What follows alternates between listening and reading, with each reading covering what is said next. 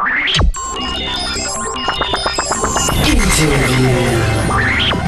everyone, we're here at Sony's pre-E3 event. We're talking Killzone 2 with Steven Terheide of Guerrilla Games. Steven, I saw this game personally last at Leipzig, but it's come a long way. I assume you guys are working incredibly hard on this game, right? Absolutely. We've got a big team working on this. We're very happy to be able to show you the second level of the game today. This time around we're talking more about the gameplay. We're actually going in depth about sort of what makes the game really fun and what makes it good. Last time around with Leipzig and with our E3 also wanted to show you that sort of the graphical qualities and what everybody was talking about with our trailer, that we said, okay, this is achievable. This time around we're really focusing on the gameplay and saying, okay, here are the things that are going to make this game special. Now what I wanted to ask is that you said this is the second level, but this looks reminiscent of the video you showed in 2005. So what's happening before this level, I should add? Well, actually, what happens before this level is the cruisers arrive at the planet, because obviously we're taking the fight to the Helghan homeworld now, which means that the invasion is just kicking off. So in this second level, you're actually for the first time going down to the planet. So in your first level, you're up in the cruisers and you're getting your training, you're doing tutorial stuff, all that kind of stuff is handled there. And this is your real combat experience. So how does this game relate to the first one? Is it a direct sequel in terms of storyline, inspired by, or how does it fit in? We're actually taking the events that happened in Killzone 1 and in Killzone Liberation, and we're now fast forwarding a little bit into the future. We're saying, okay, this happened before, the ISA have moved on, they've realized that in order to fight off the Helghast aggressor, they need to go to their home planet and do a preemptive strike, and that's what Killzone 2 is going to be all about, trying to capture the aggressor, trying to capture Emperor Fusari and take him down. You said you've been focusing on gameplay this time around. What does that mean? What kind of changes would someone playing this game see that they might not have seen 6 months ago? I think what's really important is some of the things that we wanted to achieve with Killzone. One is that it's a shooter, which means that 70-80% of the time you're shooting, which means that has got to be really, really good.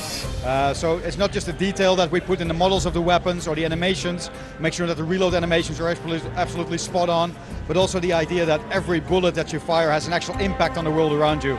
Not just in the environments that are destructible, but also on the characters.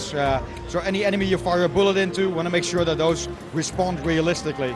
To that effect, we've implemented a hit response system that blends motion captured responses with physics impulses, all of that. And we're tweaking these things. I mean, it's a constant improvement that's going on. On the other hand, we're making sure that everything stays in first person, because we want to make sure that the player feels that he's part of the action. He's the center of everything that happens in Killzone. Now we're adding some new mechanics that you might not have seen from last E3. So things like the buddy assist, how the buddies interact with yourself, all of that is new. The 6-axis implementation is new. So we're adding all of these mechanics and we're blending them together to create this one experience. We've seen the buddy assist in this demo where you're helping a guy up over the wall. Do you have any control over your buddies, or is it basically just moments where they're helping you out and you're helping them? It's obviously they're part of the whole experience, so they're with you alongside to draw fire, to flank other guys, to make your life easier essentially. With buddy assist, we're also adding this element where you're really helping them or they're really helping you, so you kind of feel closer to what's happening and more ingrained in the story as a whole. The buddies aren't orderable like we did in Killzone Liberation, because we felt it would detract from the action too much at this point. But it's going to be. They're going to be with you for most of the journey, and you're going to have to keep them alive, and they're going to keep you alive at certain points. So they're definitely part of the story. I wonder if you can give us a sense of the scope of this game. Obviously, this level that you're showing is very intense. It's just your first trial by fire, baptism by fire. How are you balancing things to make sure that the player isn't overwhelmed and there's peaks and valleys? Absolutely, we want to make sure that that the action is always different. So from what you can see here, this really are two sections, from the sort of the opening and the overwhelming theater of war that we got going on, with all sorts of effects going in the background. Really feel that you're part of this massive invasion, to a sort of more closed setting in the second section where you're inside this warehouse and you're having to fight your way through these waves of Helghast. It plays a lot more tactically. You can pick your position a lot better, and you're not as overwhelmed by everything that's going on around you. Now, throughout the game and throughout the levels, we're going to make sure that that variety is in there. So you get these little dips in the action where you actually can catch your breath and pick up some new weapons, try out some new things before the action kicks off again. What about the control scheme? Doing some interesting things with the controls here. I think aiming with the R3 button, things like that are interesting. Are the controls finalized? The controls are obviously something that undergoes a lot of tweaking.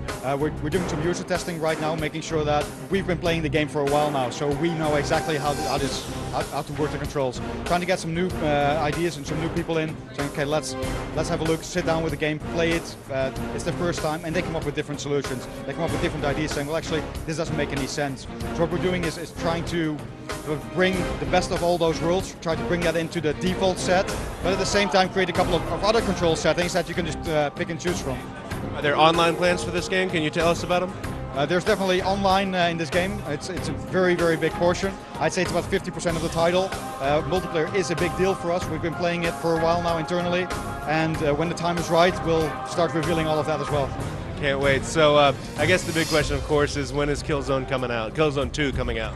Killzone 2 will be on store shelves on February of 2009. All right, just around the corner. Can't wait. Steven, thank you so much. We appreciate it. We'll be looking forward to Killzone 2.